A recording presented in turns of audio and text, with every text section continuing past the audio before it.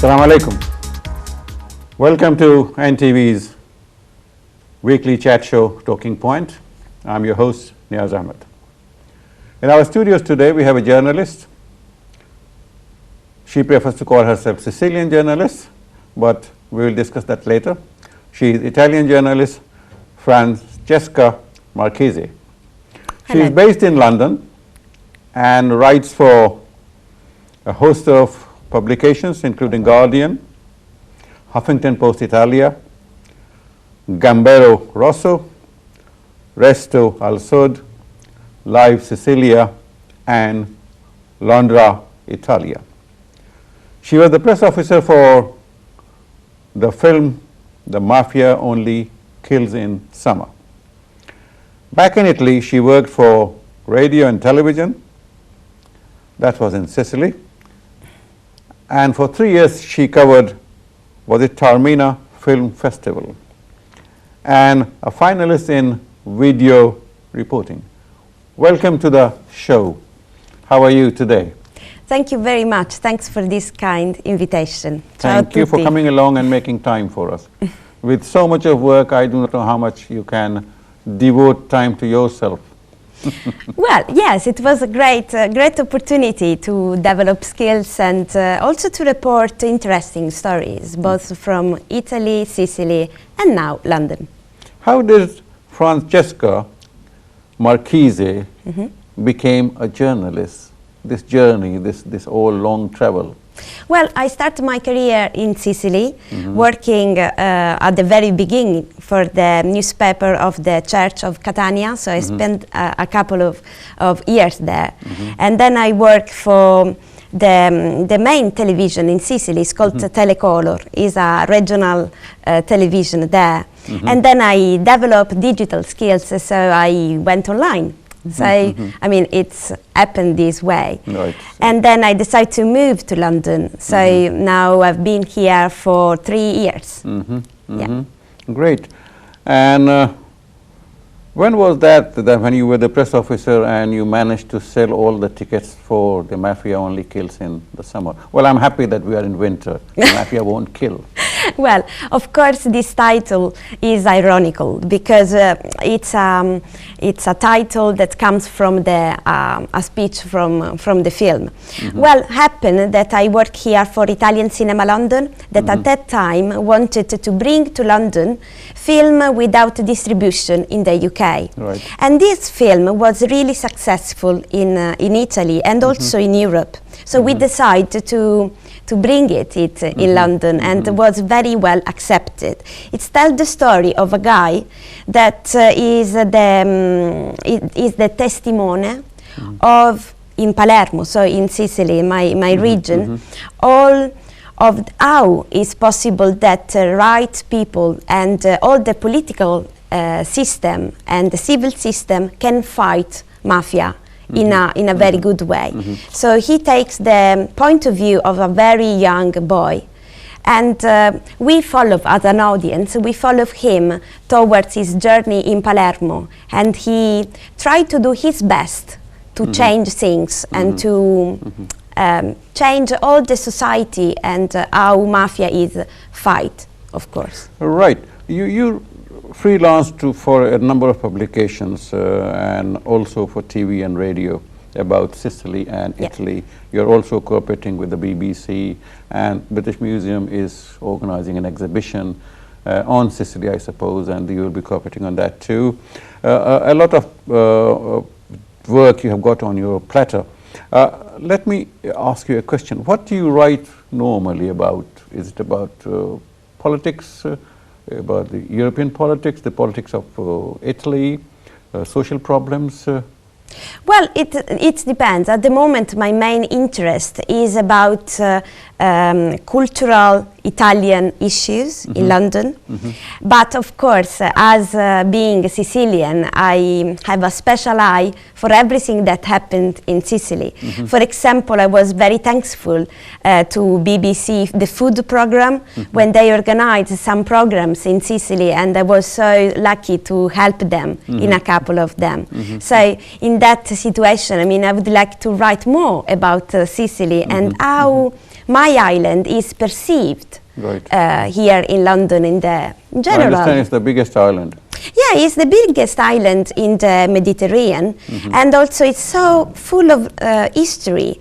And I'm so sorry sometimes when people remember always the Godfather films that, I mean, tells a story, of course, there is the reality. Well, you get publicity nevertheless. Yeah, it's publicity, but I would love to have publicity publicity. Yes, from our culture, for our food, for all our story. And now also for the great effort that Sicilians made to welcome migrants that came to Europe from Middle East. So I believe that Sicily can have a real key role in politics and societies as well. When you say it's the biggest island, how big is it? What is the population? Well, the population, I don't know. I think it's definitely the biggest. So several millions, definitely. So it's not a small island. No, definitely it's very big. We have 9 provinces, and of course we have a lot of land. Is really a fantastic place. So I invite people to come. You speak the same language. You have the same traditions and cultures, but you want to maintain your own identity of a Sicilian. Yes, definitely, of course, because for the law we are all Italian and we all speak Italian, and Italy is respected, of course, and renowned. But Sicilian people, they recognize themselves with a special identity. That is because for its own history, Sicily has been invaded from Greek, Roman, Arabic, French, Spanish, even Norman and English people, and at the end also Americans. I mean, there is a very strange story. It's a very attractive island. Yeah, I believe so. There are so many layers and so many things that is possible to discover. And recently, the British newspaper Telegraph said that our island is the biggest and the most important for culture in the whole Mediterranean. And we have also a volcano. I don't know, it's the only volcano that we have, yes, in Europe. So it's quite interesting. There's a coffee called Etna coffee? Well, yes, it's quite, yes, of course. I mean, they are helping a lot because they are specializing in a particular kind of street food that is called arancino. It's like a little bowl made by rice, stuffed with tomato sauce and meat, and then fried. It's quite popular in Sicily, and I mean, they brought it to London, so it's a very good story about young entrepreneurship in this country. You work with this, or rather you contribute to Londra, Italia. See. Yes. Tell us about this online newspaper. Yes, it's an online newspaper. I write for them. And it's quite interesting because it's in Italian with regular update. I want to keep together all the Italian community. I mean, Italians in London are 500,000. Half of them, they are official registered in this city, but all others are not. So there are so many stories to talk about. It's not the only one media that is dedicated to the Italian community, of course. There are others. I mean, also printed. There is a radio. I mean, the community is growing so much. What would be, in your opinion, the population of Italians living in London or UK? Well, the esteem is 500,000.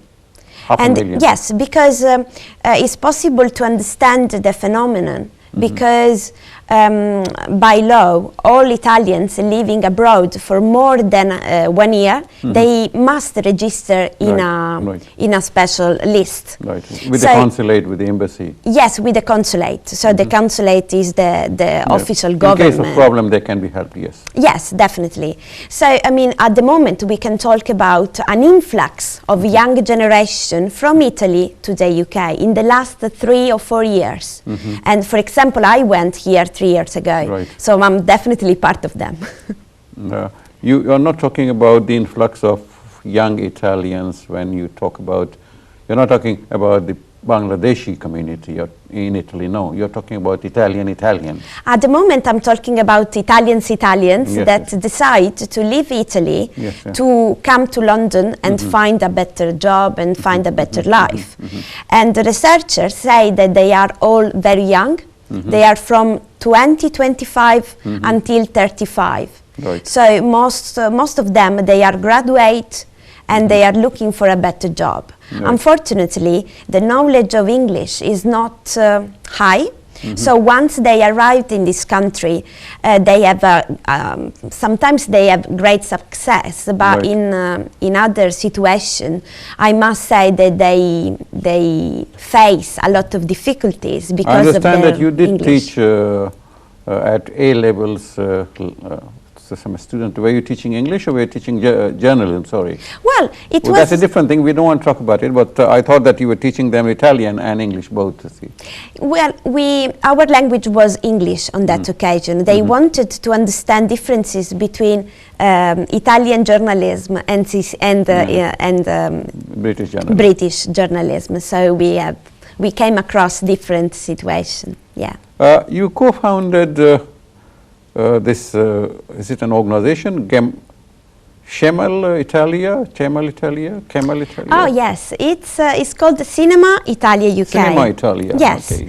1930 in UK. Yes. In 1993. It's a British company that has been founded by Clara Caleo Green. And the aim of the company is to bring Italian film that are not distributed in the UK. Right, commercially, so they can be shown in private places?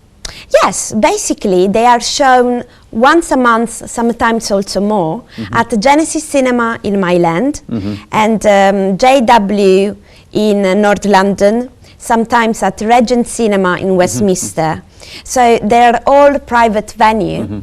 And we show usually these films with the director that comes from Italy to talk about the film, and also included into the ticket there is also a free tasting of Italian food and Italian wine. Right. I'm not anymore part of this company, but it was a great opportunity to grow and to discover Italian culture.